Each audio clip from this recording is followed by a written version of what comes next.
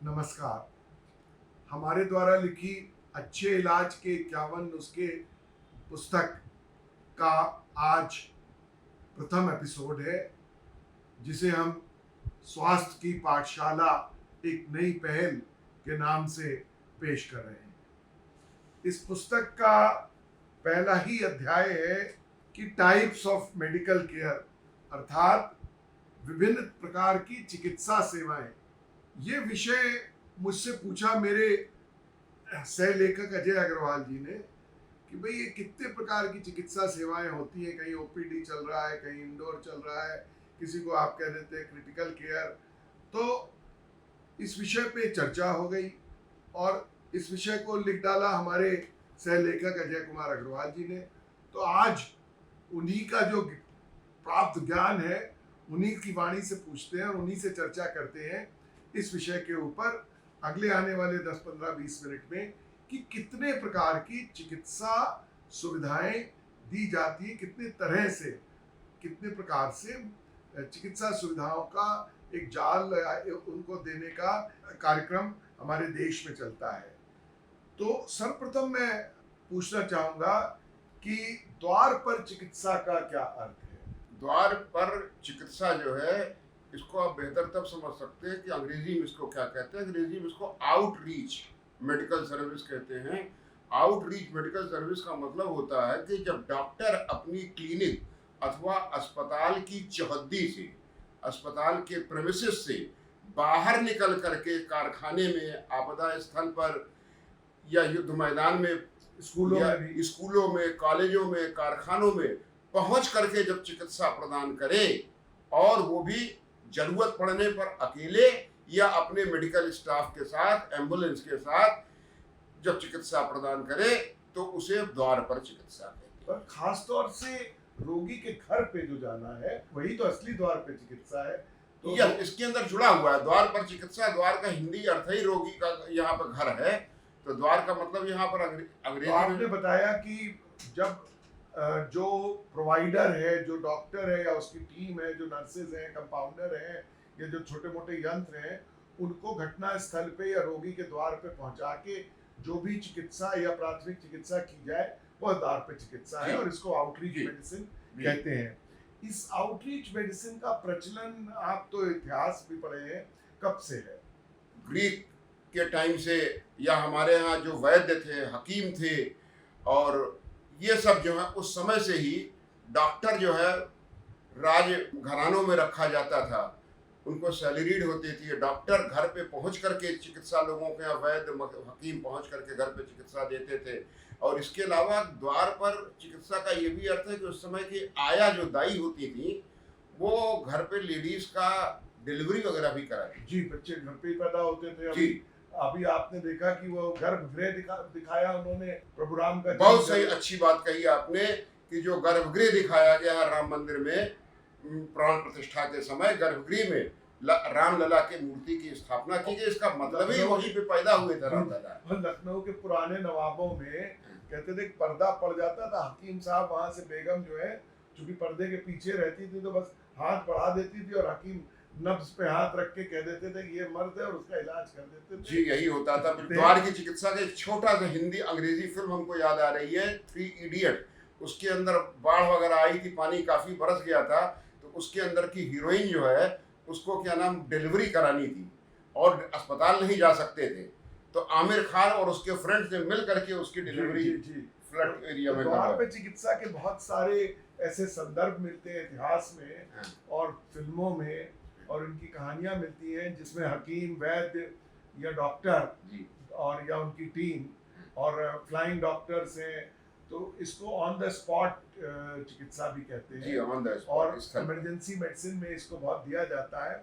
Emergency medicine में on site चिकित्सा जो होती है उसके अंदर रिससिटेशन करते हैं, और बहुत सारी चिकित्सा वॉर की, युद्ध स्थल के अंदर जो वुंडेड सोल्जर होता है उनकी ब्लीडिंग को रोकना, उनके जो फ्रैक्चर लिम्ब है उनके अंदर स्प्लिंट बांध देना, उनको दर्द का इंजेक्शन लगाने के बाद ही उन्हें बेस अस्पताल में या किसी निकटतम अस्पताली सुविधा के अंदर शिफ्ट किया जाता है। तो द्वार पर चिकित्सा का एक ये बहुत अच्छा वर्णन हो गया। किन प्रकार के मरीजों में या किन प्रकार के आज के परिवेश में, चलिए पुरानी बात छोड़ देते हैं, द्वार पर चिकित्सा अभी भी प्रचलित है और दी जा रही है।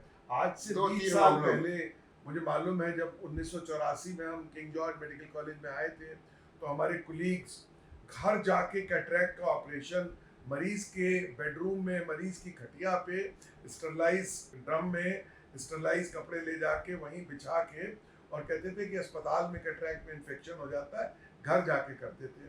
मुझे ये भी याद है कि 40 वर्ष पहले मेरे पिताजी सर्जन थे, तो वो छोटी मोटी सर्जरी जैसे हर्निया, हाइड्रोसिल इत्यादि मरीज के घर पे कर देते थे, लेकिन अब इसका प्रचलन समाप्त हो गया है।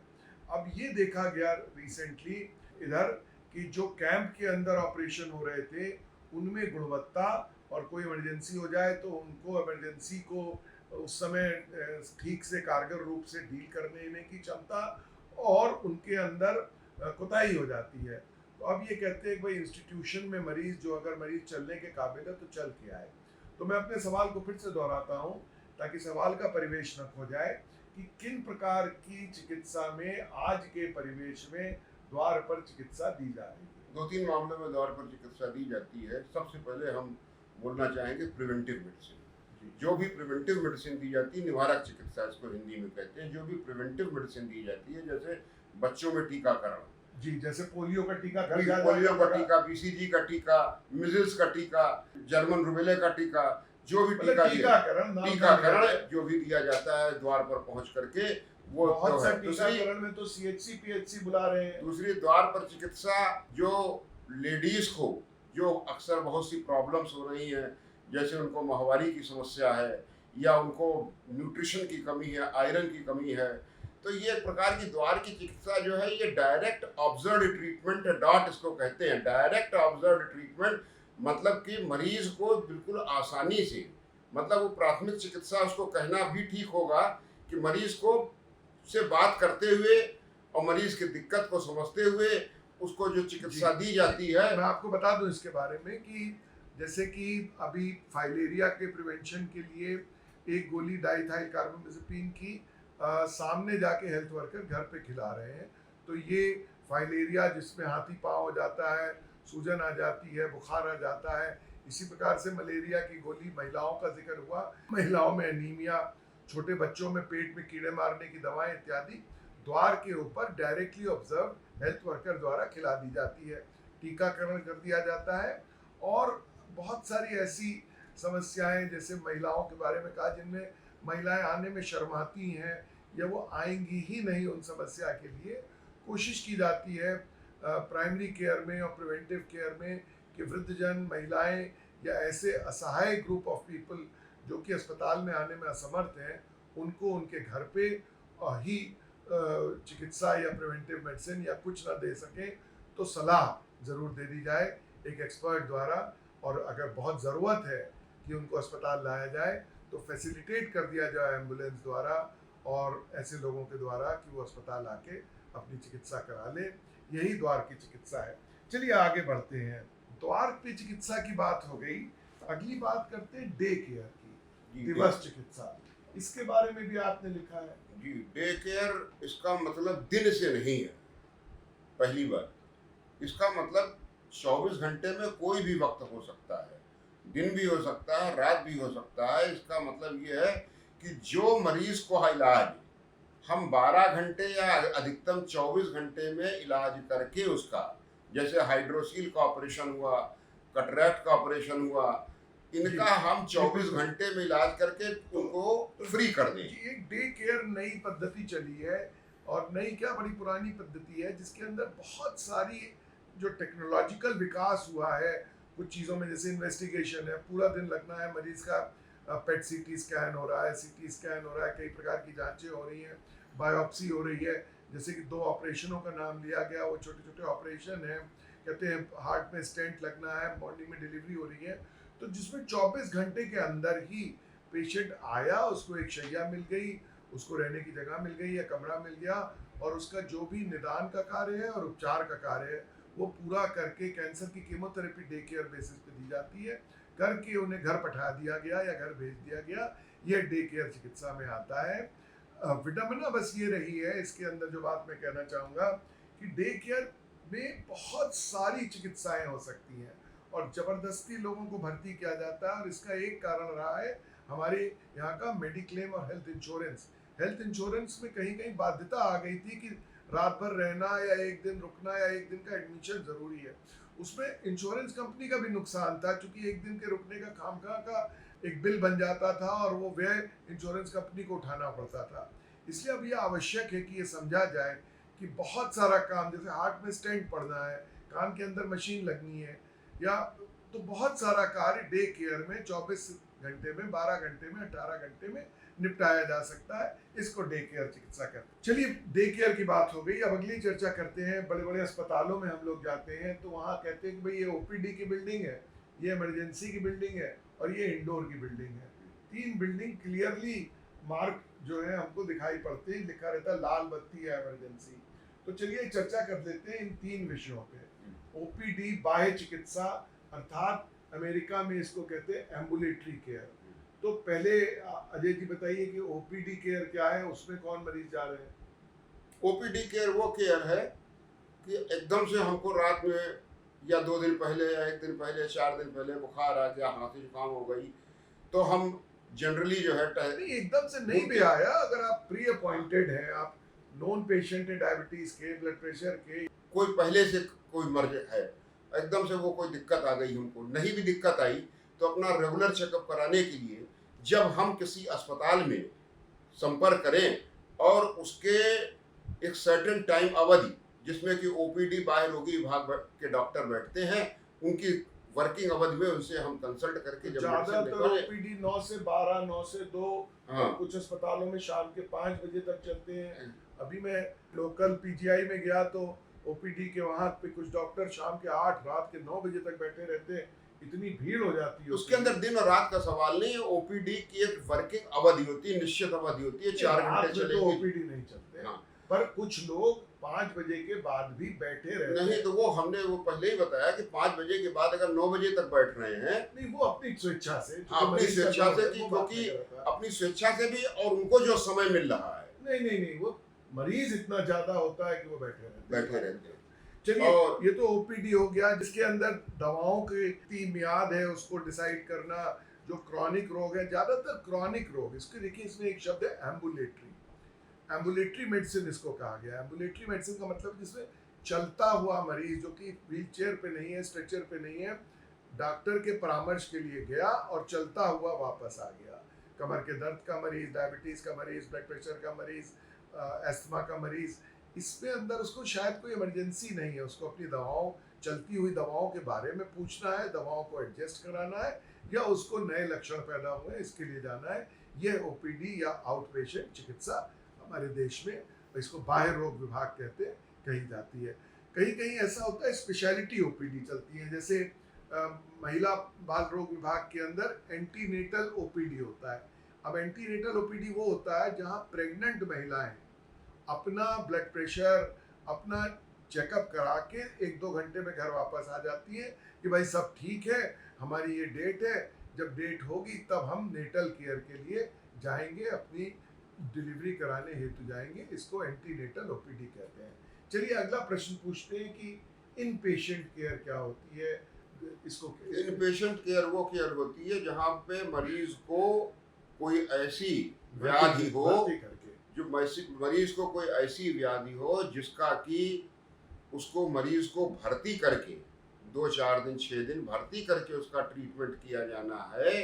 वो इन पे, जैसे कि गाल ब्लैडर का ऑपरेशन, जैसे हर्निया का ऑपरेशन, वैसे वो दिवस की भर में भी हो सकती है, लेकिन जहाँ पे मरीज को 2-3, जैसे कि हार्ट का ऑपरेशन या लंग्स का ऑपरेशन, किडनी का ऑपरेशन, मेडिकल में इंडोर बहुत बड़ा होता है। हाँ। तो बहुत सारे ऐसे क्रॉनिक मेडिकल कंडीशंस होती हैं जिनमें कि मरीजों की महीनों 10 दिन तक, जैसे ब्रिटल डायबिटीज है, तो दिन में 4 बार ब्लड शुगर मेजर होनी है, या ब्लड प्रेशर की ऐसी मशीन लगा दी गई है साहब, तो वो 4-5 दिन भर्ती है, या तमाम सारे जांचें होनी है।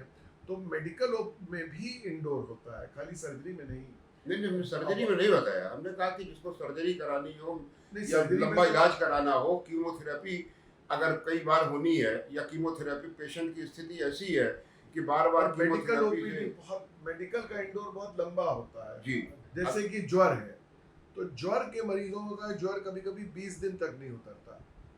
जैसे कि एसएलई है, तो ये 15-15, 20-20 दिन भर्ती रहते हैं, 1.5-1.5, 2-2 महीना भर्ती रहते हैं, जांचें चलती रहती हैं। तो इंडोर मेडिकल का जो सर्जिकल जिनकी बात कर रहे हैं आप, वो तो क्विक टर्नओवर इंडोर है कि भाई गए ऑल ब्लडर का ऑपरेशन कराया 2 दिन में आ गए, गए हार्ट, मेरा खुद हार्ट का ऑपरेशन हुआ, गए 3 दिन में आ गए।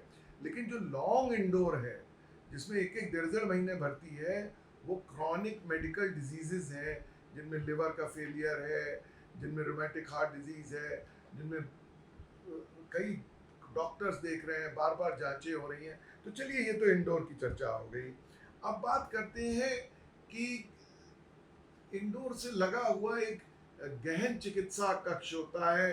कहीं कहीं इसे कार्डियक कमांड कह देते हैं, कहीं इंटेंसिव केयर कह देते हैं, कहीं कहीं इसे क्रिटिकल केयर कह देते हैं, कहीं क्रिटिकल कोरोनरी केयर कह देते हैं। अब आजकल कहते हैं कि सबको एक ही का नाम दीजिए, ये क्रिटिकल केयर है। तो ये क्रिटिकल केयर क्या होती है? जब मरीज को हमें रिस्पिरेटरी सपोर्ट या कार्डियक सपोर्ट या वस्कुलर सपोर्ट या हमको उसको पानी का पहुंचाना हो, इंट्रावीनस तरीके से न्यूट्रिशन देना हो, पानी देना हो इंट्रावीनस तरीके से, जैसे ग्लूकोज चढ़ाना है, रक्त चढ़ाना है, तो ये क्रिटिकल केयर होता है। और इसके अंदर इसको कभी कभी इंटेंसिव केयर यूनिट भी कह देते हैं। और ट्रॉमा के केसेस में भी क्रिटिकल केयर हो सकता है, जब हमको चोट लग गई, एक्सीडेंट लग गया, उसके अंदर भी क्रिटिकल तो कृत्रिम, जैसे आपने बताया कि अगर मरीज स्वयं में श्वसन न ले पा रहा हो, रेस्पिरेशन न ले पा रहा हो, और मशीन द्वारा, वेंटिलेटर द्वारा ऑक्सीजन या कई गैसेस देनी है, तो कृत्रिम श्वसन देना है। मरीज मान लीजिए स्पंदन नहीं कर पा रहा, हार्ट नहीं चल रहा है, पेसमेकर बाहर से लगा के रखना है, या एक एओर्टिक वेल्व मशीन होती है, एक एक्मो मशीन आ गई है, वो लगानी है। मरीज की हर वक्त पल्स, ब्लड प्रेशर, शुगर हर लम्हे पे कंटिन्यूअसली उसको मॉनिटर करनी हो, देखना हो, तो ऐसे स्क्रीन आ गए हैं और ऐसे ऐसे प्रोब्स आ गए हैं, ऐसे ऐसे ट्रांसड्यूसर्स आ गए हैं, जो मरीज़ की ऑक्सीजन, मरीज़ के अंदर कैसी उसकी पीएच चल रही है, उसकी एसिडिटी कैसी हो रही है, उसके अंदर एबीजी नामक जांच होती रहती है, जिनको ब्लड गैसेस कहते हैं, कि हमारे खून के अंदर ऑक्सीजन, कार्बन डाइऑक्साइड की मात्रा कितनी है, ब्लड का पीएच कितना है। और ये गहन चिकित्सा यानी क्रिटिकल केयर यूनिट होती है, जिसको प्रायः मेडिकल के लोग और एनेस्थीसिया के लोग चलाते हैं।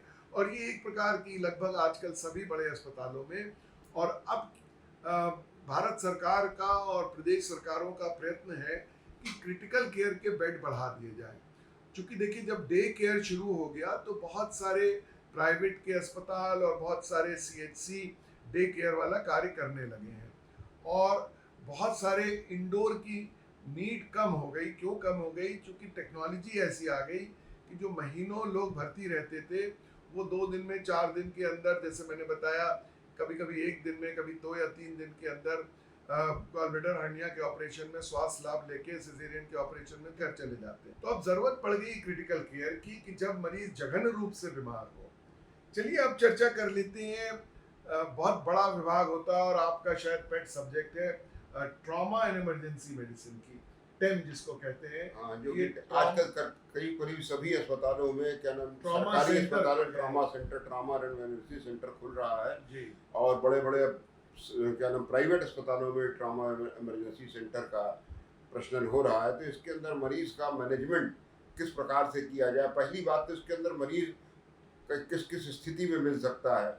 जैसे आपदा चिकित्सा, जैसे कहीं पर अगर डिजास्टर हुआ है, कहीं पर वार हुई है, या कहीं सिविल वायलेंस हो गया है, या कहीं एक्सीडेंट हो गया है, फायर एक्सीडेंट हो गया है, वाटर एक्सीडेंट हो गया है, अलग अलग तरह के एक्सीडेंट्स वगैरह में जब हम वहाँ पर पहुँच करके और मरीज को सबसे पहला कि उसको मैं रेस्पिरेटरी सपोर्ट दूँ, स्प्लिंटिंग कर दूँ, हड्डी उड्डी टूट गई, स्प्लिंटिंग कर दूँ, थोड़ा बहुत प्लास्टर वगैरह चढ़ा दूँ, पट्टी बांध दूँ, रक्त स्राव हो रहा है तो उसको बंद कर, रक्त स्राव को अगर हम रोक दें कुछ देर के लिए, और उसके बाद उसको इस पोजीशन में ला करके कि वो अपनी बात को कह सके या ना कह सके, कम से कम उसको अंदर से थोड़ी सी रिलीफ मिल जाए कि वो दवाएं देके, और जल्दी से उसको हम बस और स्ट्रेचर के माध्यम से, रन एंड स्कूप के माध्यम से उसको हम पहले सबसे पहले जो वहाँ का सबसे करीबी बेस अस्पताल है, या अगर हमने कैंप अस्पताल कोई बना रखा है तो कैंप अस्पताल में भी ले जा सकते हैं। जिस प्रकार की चोट है, जिस प्रकार की चोट है, और उसको करीबी बेस अस्पताल में ले जा करके और फिर उसको वहाँ पर कुछ देख रेख करवा के,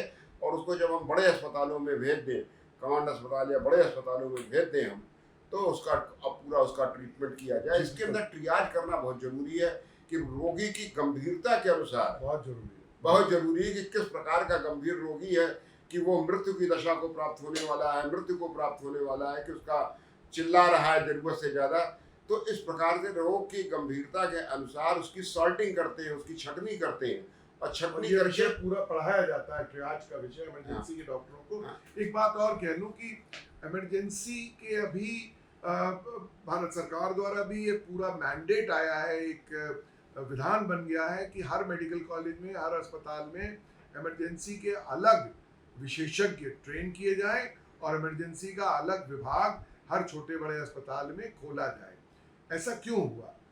चाहे हार्ट का अटैक हो, चाहे ब्रेन का अटैक हो, चाहे पॉइजनिंग हो, चाहे रेस्पिरेटरी प्रॉब्लम हो, कहते हैं जीवन को बचाने के लिए एक कॉमन एल्गोरिदम है, एक ऐसी प्रतिक्रिया है 1 2 3 4 5 जो कि हर एक को करनी है कि उसका मुंह, उसके सांस का रास्ता खुला हो।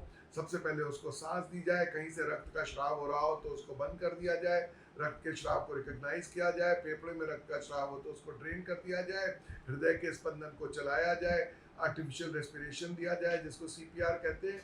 तो एक कॉमन एल्गोरिदम है जान बचाने की, और जब से ये साइंस के अंदर ये पता चला है कि जान बचाने की एक कॉमन एल्गोरिदम है, उसका 1 2 3 4 5 6 7 8 9 10 सभी इमरजेंसी विशेषज्ञों को आना चाहिए, उसकी ट्रेनिंग होती है, उसकी नॉलेज दी जाती है और उसकी स्किल इम्पार्ट की जाती है। इसलिए अब इमरजेंसी और ट्रॉमा मेडिसिन स्टैंड अलोन अलग से विभाग हर मेडिकल कॉलेज में है, सारे एम्स में और सभी अस्पतालों में बनाए गए हैं। चलिए, समय हो रहा है, जल्दी से बात कर लेते हैं विशेष थेरेपी की और विशेषज्ञ अस्पतालों की। आपने एक जगह लिखा है विशेषज्ञ अस्पताल। विशेषज्ञ अस्पताल वो अस्पताल हैं जो विशेष प्रकार का ट्रीटमेंट विशेष पॉपुलेशन को देते हैं। जैसे चिल्ड्रन हॉस्पिटल होती है, एक चिल्ड्रन एक विशेष पॉपुलेशन है, वृद्धजन होते हैं, जैसे कि विशेषज्ञ आँख के अस्पताल होते हैं, तो वृद्धजन के अस्पताल को जीरियाट्रिक हॉस्पिटल, जैसे जीरियाट्रिक हॉस्पिटल भी कह सकते हैं उनको। आई हॉस्पिटल हो गया, आई हॉस्पिटल हो गया, और कभी कैंसर हॉस्पिटल हो कभी गया। कभी डिलीवरी के हॉस्पिटल्स भी होते हैं, जैसे इलाहाबाद में डफरिन हॉस्पिटल है, कमला नेहरू अस्पताल है जी। वो विशेषज्ञ अस्पताल है। तो अब विशेष थेरेपी के बारे में आपने हमसे सवाल किया। विशेष थेरेपी के अंदर जैसे कि सबसे पहले मनोदैहिक थेरेपी होती है, जैसे कि अगर कोई आदमी डिप्रेशन का मरीज है, एंग्जाइटी का मरीज है, साइकोसिस का मरीज है, पागलपन का उसको दौरा आ रहा है, एपिलेप्सी आ रही है, तो वहाँ पर हम मनोदैहिक अस्पताल टाइप का साइकोलॉजिकल काउंसलिंग साइकोलॉजिकल काउंसलिंग, उसको साइकोसोमेटिक सेंटर्स भी होते हैं कि जहाँ पर साइकोसोमेटिक सेंटर को मतलब ऐसे मरीजों का ट्रीटमेंट किया जाता है। फिर दूसरे होते हैं कि विशेष थेरेपी ऑक्यूपेशनल थेरेपी की जाती है नर्सिंग होम्स वगैरह में, हॉस्पिटल्स वगैरह में भी। तो फिजियोथेरेपी है, फिजियोथेरेपी है, ऑक्यूपेशनल थेरेपी है, स्पीच थेरेपी है। एक आपने हॉस्पिस का वर्णन किया है जी, ये हॉस्पिस क्या है?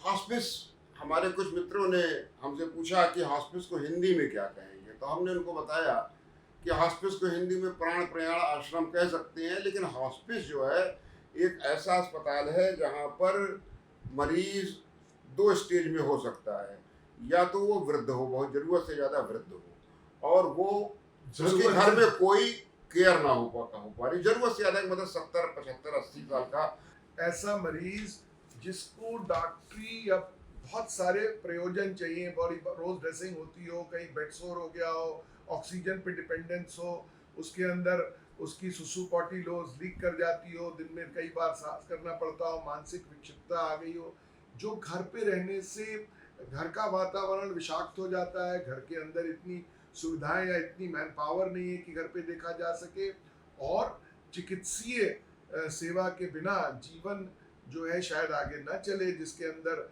छोटे छोटे उपकरणों की और चिकित्सक की रोज आवश्यकता पड़े, ऐसे अस्पताल को हॉस्पिस कहते हैं। हाँ, इसमें क्या नाम, हॉस्पिस में कभी कभी टर्मिनल पेशेंट हो सकता है, कोई यंग आदमी हो, और यंग आदमी को कैंसर हो गया है कि उसको डॉक्टर ने जवाब दे दिया कि इसका कोई ट्रीटमेंट नहीं जी, हो इसको सकता, एंड ऑफ लाइफ केयर कहते हैं। एंड ऑफ लाइफ केयर, तो हॉस्पिस के अंदर एंड ऑफ लाइफ केयर भी दी जाती है कि जीवन का जब अंतिम क्षण वो गिन रहा हो, जब सांस की अंतिम क्षण हो, डॉक्टर ने डायग्नोज कर दिया हो उसकी 10 दिन में, 20 दिन में, एक 6 नाम महीने में। आपने दिया जो कि हम लोग जब पुस्तक लिख रहे थे, जब हमने आपसे जिक्र किया कि साहब लोग हिमालय में चले जाते हैं, सियाचिन में हमारी सेनाएं खड़ी हुई हैं, कुछ लोग ग्रेट लेक की उस पे चले जाते हैं, और कुछ लोग जंगलों में और पर्वतों पे चले जाते हैं, ऑस्ट्रेलिया के अंदर फ्लाइंग डॉक्टर्स हैं, और कुछ लोग जाके, ये एक प्रकार के द्वार की चिकित्सा है, पर ये द्वार की नहीं है, तो ऐसे इसके लिए